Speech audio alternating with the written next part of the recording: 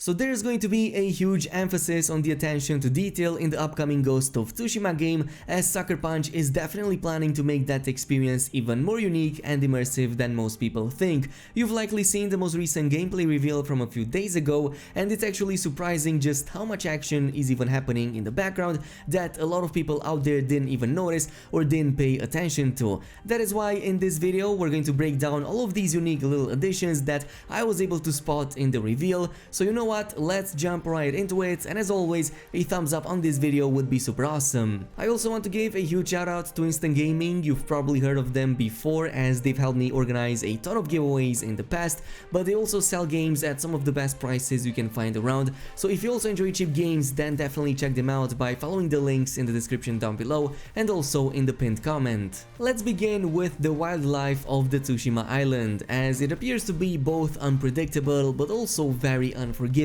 In one of the early shots, as the character was riding his horse peacefully in one of these grass fields, something very wild was happening in the background, as in two people were actually getting mangled by a full-on bear. Its wing was so powerful that one of the victims was even shot up in the air a few meters before hitting the ground, so it's very likely that this is going to be one of the random encounters that can happen in the game, as there's also a dedicated icon that will fill up as you attract the creature's attention. But this might also imply that there is indeed a hunting system in the Ghost of Tsushima game after all, or at the very least a way to go in and take down rare creatures that might inhabit the island. Moving on to number 2, since we're still on the subject of, well, death, there's going to be a ton of attention to detail that will make you truly feel like you are a samurai. Let's go over the blood splatters, which are a small detail but they do add up to the overall authenticity.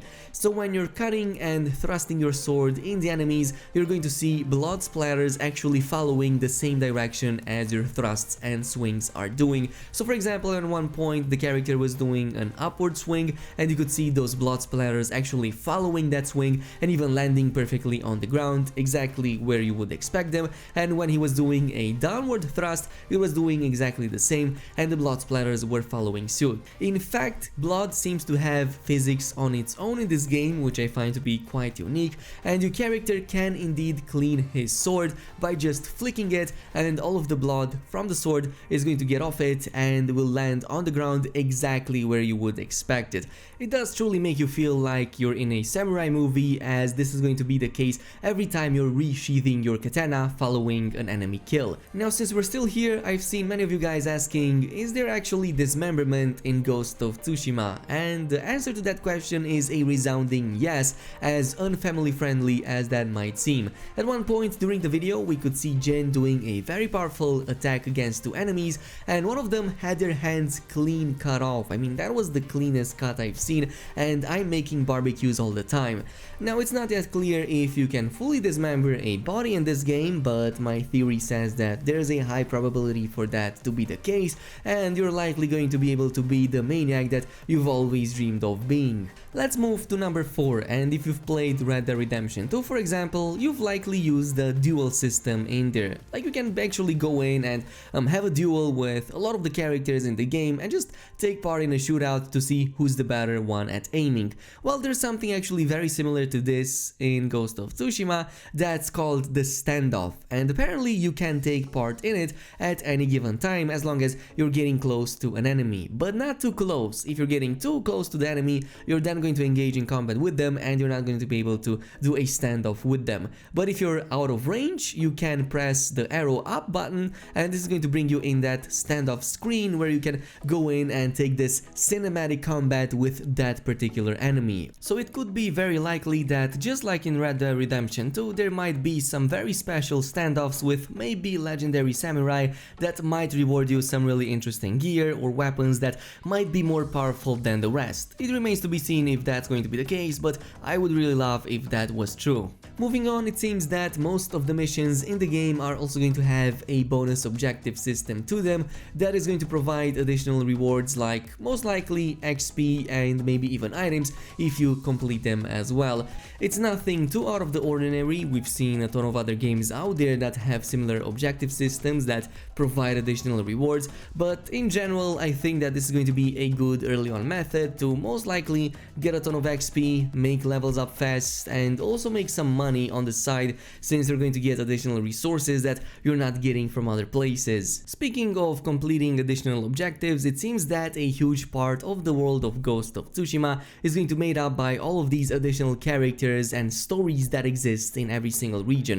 At one point during the gameplay reveal, we saw one of these NPCs sitting by a bonfire and warning the character of a ghost or a spirit of a vengeful samurai that exists within the woods. Unfortunately, whoever played this footage didn't take part in that side mission, but it might also indicate that there are supernatural things happening in the Tsushima island and not everything is going to be grounded in reality. Well, that, or it might be a local superstition of some disgruntled samurai that might be wreaking havoc in the nearby woods. That would be really awesome, because that might also imply that the level of storytelling, or well, the quality of the storytelling in these side quests might be closer to something that we saw in The Witcher 3, and I believe that there was no other game since then that has made storytelling in the side quest as good as it was back then. I really wish that we had at least half the level of quality of the storytelling that we had back then, as I believe Ghost of Tsushima is the perfect fit and the perfect game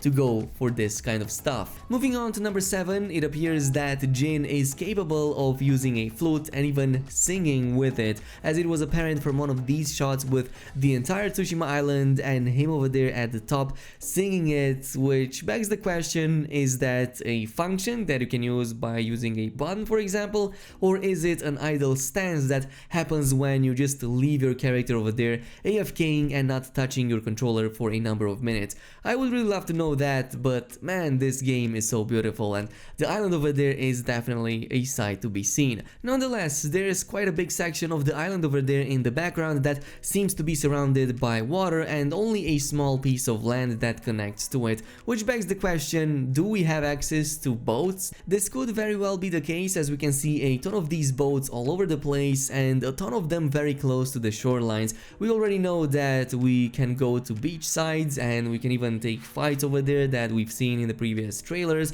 and it might very well be the case that we can go in, hijack these and even take them for a spin on the water and just, you know, go on an adventure on the sea, since that would be really awesome. Moving on to number 8, it seems that the charms that you can equip on your gear are split in different categories. Like we see one of these being in the defensive category of charms, there's another one that fits the stealth category, which is the second one that is shown in the video right here, and there's also a third one for utility charms, which begs the question, is there going to be different slots for weapons that you can equip in? Like, does armor come with utility slots or defensive slots, or maybe even those stealth slots, or is it going to be a limited amount of charms that you can fit on your gear for each of the categories in the game? It remains to be seen. They could also introduce a mechanic up until the game releases that limits the amount of charms of any given category on your gear to not make you too overpowered compared to the enemies. And finally, I'm also going to go over a few bugs that I've noticed in the footage. It's not really attention to detail, but I did want to mention these, as